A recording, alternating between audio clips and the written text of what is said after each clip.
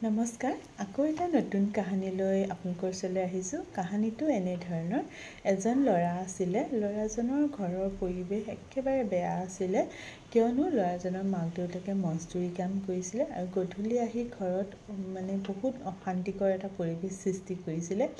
সেই মানুহ ঘৰৰ ল'ৰাজনৰ সৈতে আৰু 5জনী ছোৱালী আছিলে। টোটেল 6টা ল'ৰা ছোৱালী আছিলে সিহঁতৰ। সেই 6টা ল'ৰা ছোৱালীৰ দায়িত্ব সেই ল'ৰাজনে ল'বলগীয়া হৈছিলে। সেই লৈ যদিও সি তাৰ মাজতে স্কুল গৈছিলে সি, আৰু স্কুলত সদায় ভালকৈ পঢ়া শুনা কৰিছিলে, আৰু যোনদিনা স্কুল যাব পৰা নাছিলে সেইদিনা ঘৰতে সি পঢ়িছিলে। আৰু তাৰ মনত এটা আশা সি পুহি ৰাখিছিলে যে মই পঢ়া শুনা কৰি এজন ভাল মানুহ হ'ম, মা দেউতাৰ নিচিনা মই মজদুৰি কৰি অন্ততঃ খাবলগীয়া নহয়, তেনেকৈ মই ভালকৈ পঢ়িম। সেইমতে পঢ়িছিলোঁ। তাৰপিছত এদিন সি স্কুল যাব নোৱাৰা হ'ল যে, গতিকে তেওঁলোকৰ টিচাৰ আহি তেওঁলোকৰ ঘৰ ওলালেহি আৰু ক'লে যে ল'ৰাটোক স্কুললৈ পঠিয়াব লাগে, সি পঢ়া শুনাত বহুত ভাল।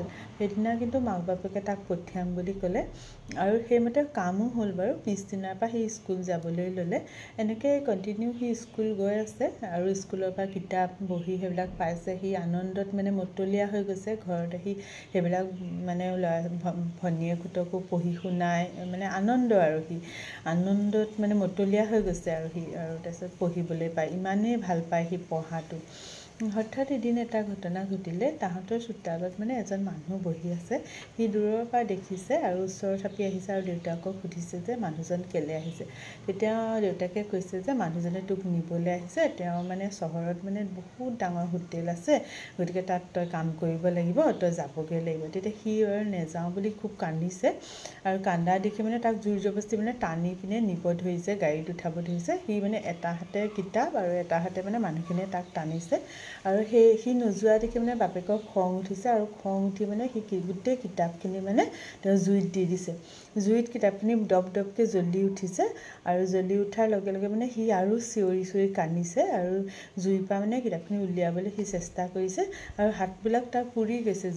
জুইয়ে যেতিয়া কিতাপখিনি উলিয়াব বিচাৰিছে, সেইখিনি তেওঁলোকে মনা নাই। তেওঁ তাক চুচুৰাই পিনি নি গাড়ীত উঠাই দিছে, আৰু আধা জ্বলা কিতাপখিনি চাই সেই গাড়ী যেতিয়ালৈকে সিহঁতৰ ঘৰ নেদেখা হোৱা নাই, তেতিয়ালৈকে সি চায়েই আছে আৰু কিতাপখিনি জ্বলা। তাৰপিছত সি তাৰ মনতো বহুত দুখ মনে কান্দি কান্দি সি গৈ আছে। আৰু তাৰপিছত এই কাহিনীটো কেনেকুৱা লাগে হয় নহয় শুনিলে, যে আমাৰ মনত কিমান আশা থাকে, কিমান এনেকুৱা ল'ৰা ছোৱালী আছে পঢ়িবলৈ বহুত মন, কিন্তু তেওঁলোকৰ পৰিস্থিতিয়ে পঢ়িবলৈ নিদিয়ে। এনেকুৱা কাহিনী কেনেকুৱা লাগিল বাৰু কাহিনীটো আপোনালোকে জনাবচোন। আজিলৈ আহোঁ, নমস্কাৰ।